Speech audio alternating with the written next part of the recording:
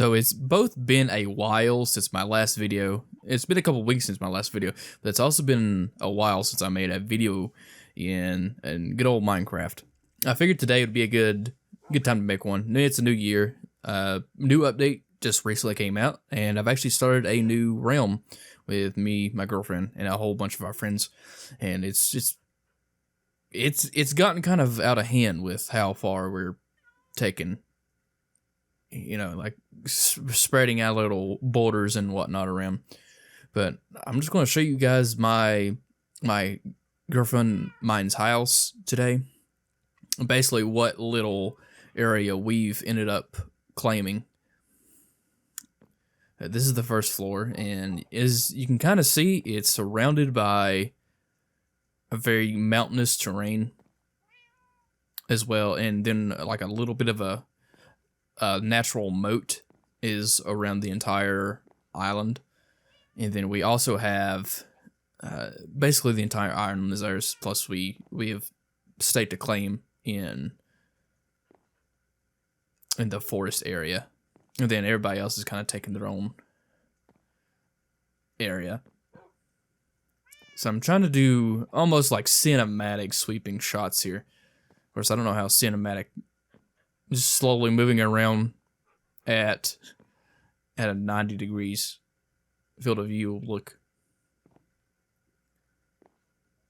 Here's the map area I'm trying to kind of start. It's obviously not finished, but hopefully we'll get there. But this is the first map, and I'm sure those will have to be made bigger at some point. But essentially that green dot is where we are at, kind of right there in the top, almost, it's kind of top middle, but a little bit to the left. And then down here, there's not really anything down here right now, although we do have our enchanting room, which is technically, I guess, at max power, because I think there is 15 bookcases here. Made 15 and used them. Let's see, 1, 2. I'm not going to count them, but anyway, I do want to put another roll there, and then a whole, 3x3 stack there as well. And then over here, I believe, is also just an empty room, but I believe we are talking about making this like a furnace area, just for, yeah, blast furnaces, and I guess regular furnaces as well. Let's see. And then up here is our room with our parrots and her cat. And a little bit of red carpeting that I may have stole from a neighboring village. And I've tried doing a little bit different. I mean, I've always kind of done the same kind of style of house in the last year or so, so I've kind of stuck with that, but I also wanted to switch it up a little. So I ended up using this white concrete block, which was is a lot more painful to get than I initially expected it to be. So I have that, basically making up the walls of the second level, and I really like how it turned out. So let's head out, and we'll go left to our storage room. It's not automated like I assume most people's are at this point. But it's just something simple, and I kind of hate that my signs basically kind of halfway don't even load. It kind of makes me bad, but there is area to expand if need be. But, we haven't filled this area up, and I think at one point we may even, use the sides here. But even though we fill that, we have this entire area down here. So we have a pretty good amount of storage space. We have our wool, of course. And then our little garden area is here. It's not finished, but I do need to just build up the walls. And I had this idea of making like a little stream be the main source of water for it, and I do like that.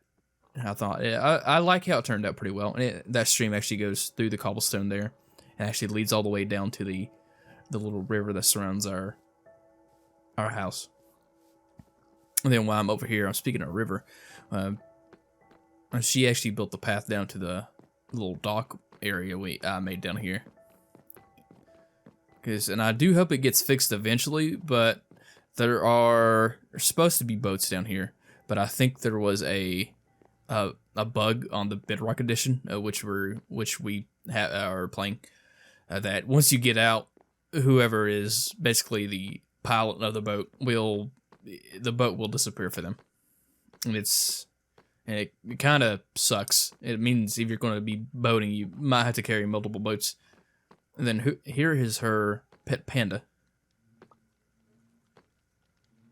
She has a lovely name, Fluffy.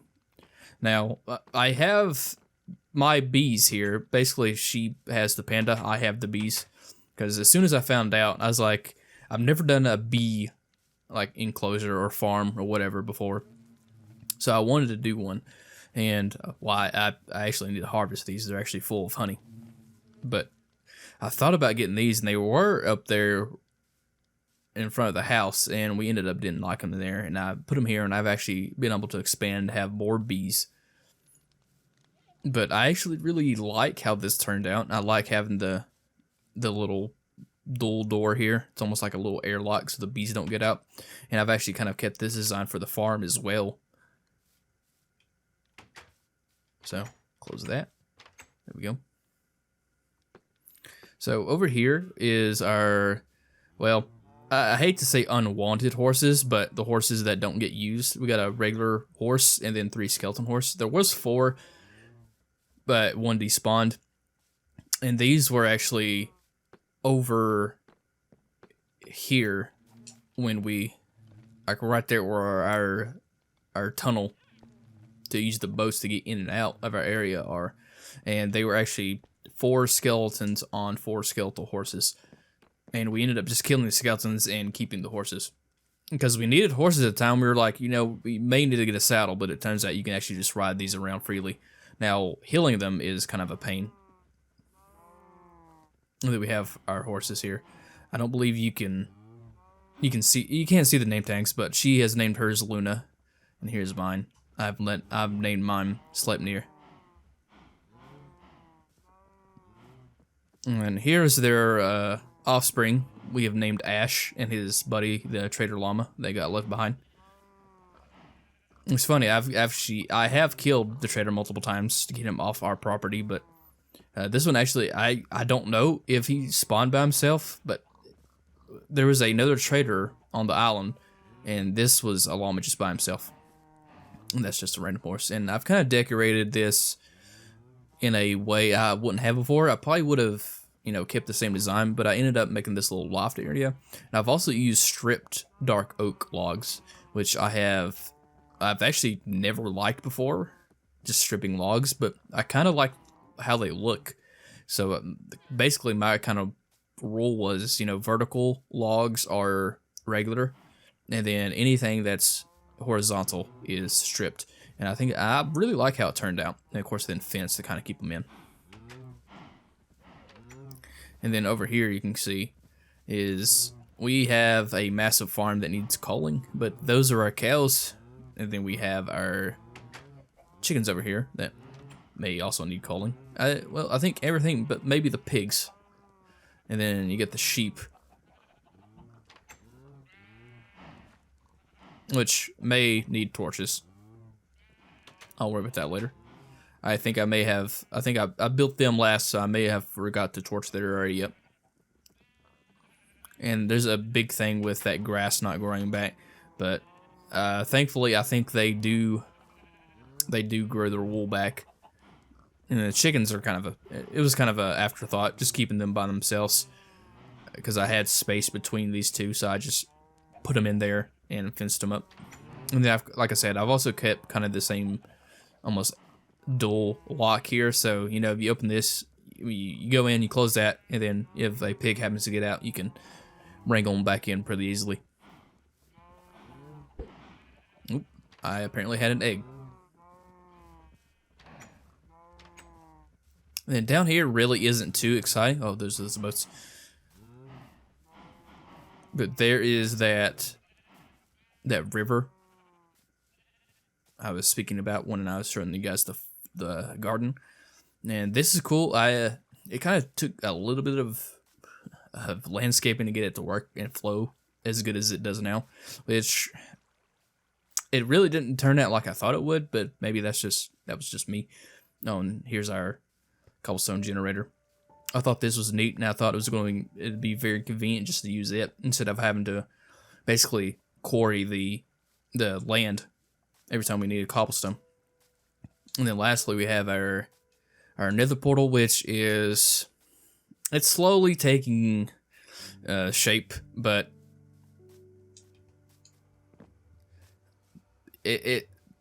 I want to build it out of quartz, and I'm slowly realizing how expensive quartz buildings are together. But there's that. There's my little sign, inspired by the song I was listening to at the time I was building. And then here's the entrance to our mine, which if you guys aren't keeping up with Minecraft at all, it's leads directly down to one of the new lush caves. So you got lush caves and gypstone caves. And this is what a lush cave looks like. So far, out of the two new types, this is my favorite. Just because the glowberries offer a little bit of light, so it's really kind of helpful. And they're also good for food. Well, not good for food, but you know, they're edible at least, and they give you 2 health states for 1 full health bar. Or not health bar, food bar, excuse me.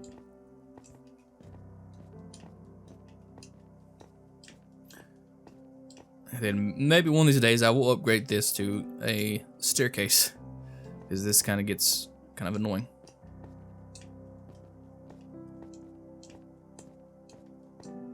But I like how this turned out. So far, I'm liking this, and I also have a project building kind of over there where those torches are leading, but we'll save that for next time when I get closer to finishing it, or actually just when I finish it, because I would like to make more videos in this game, and well, this game, and even in just this world, because I'm hoping to stick here for the long run.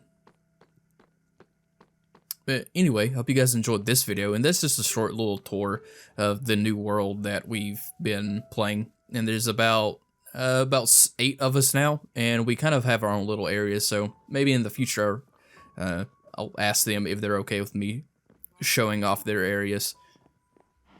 And some of them are actually pretty cool, but that's, like I said, that's a story for another day. But I hope you guys enjoyed this short and sweet little tour video. I'll see you guys in the next one.